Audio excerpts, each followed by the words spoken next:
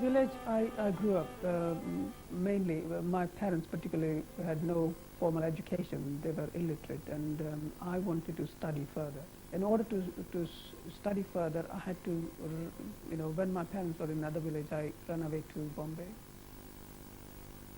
I came here on a British Council scholarship, and I traveled in Europe and America, and I felt that watercolor in this country was not developed since Turner and Constable. And I wanted to move the whole medium in contemporary context. So what I started doing was using very thick paper watercolor, which is very heavy. It's almost like a leather. I used a lot of other paper making, but this particularly French paper is very beautiful, and it reflects color so well. So I started using layers of color in order to penetrate color into the paper. So it's almost like color injecting into the paper, which gives us tremendous strength of color and surface, which is not associated with watercolor whatsoever. I think on a technical level, his art is very unusual actually, because he always uses watercolor. And especially in this country, we associate watercolor with spontaneity, with quick washes, with a lack of finish. And his work is quite the opposite. He works very slowly, starts off in pencil, and then he gradually builds up layer after layer of watercolor wash until he reaches something almost as elaborate, I think, as an oil painting. And I think the main reason for that is that he wants this very strong, almost burnished colour, which is such a feature of his work. I focus on figurative work, which also, because event of my life was so profound that compelled me to work and share my experiences in painting.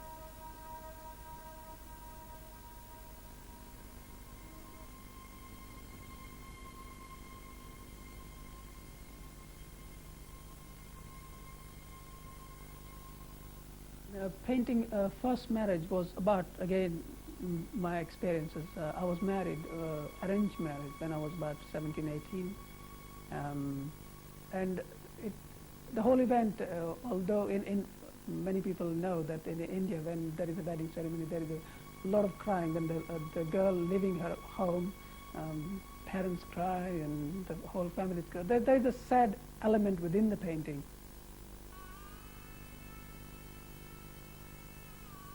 The Resurrection is a picture which stems very directly from a tragedy in the artist's own life. It concerns the untimely death of his eldest brother, who I think was very important to Shanti at a time when he made his move from the remote village where he grew up to Bombay, where he studied first of all in art school. I think this brother was almost a father figure to him in some ways, and so his death recently was a great shock. And it does have this strange, dreamlike quality about it, because the brother doesn't seem to be dead. He's standing there on the right of the picture, erect, alert, almost as if he's rising up perhaps from the tomb.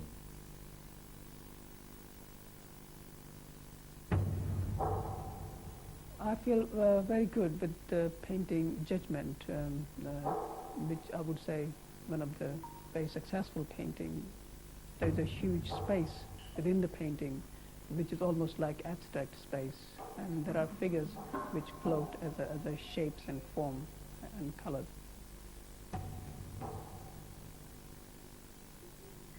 It's like we are here on a stage, and each character plays different role like we do. We all come in this world and play our role and move on.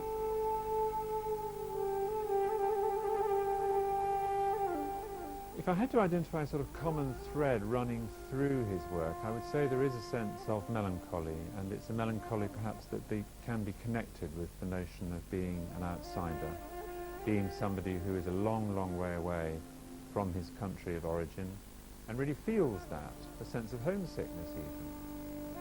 Often people find that in my painting that people are sad, but I don't actually look at people either sad or happy, but it is a state of being which probably associates my own experiences. I like my work to develop in a way more kind of openness, more spacious and more loose. At the moment I find my character and figure sometimes too tight. And also I like more space and color rather than use too much narrative. Although even in abstract there is narrative, kind of narrative, but I would like to break down that, and I hope that to achieve in the near future.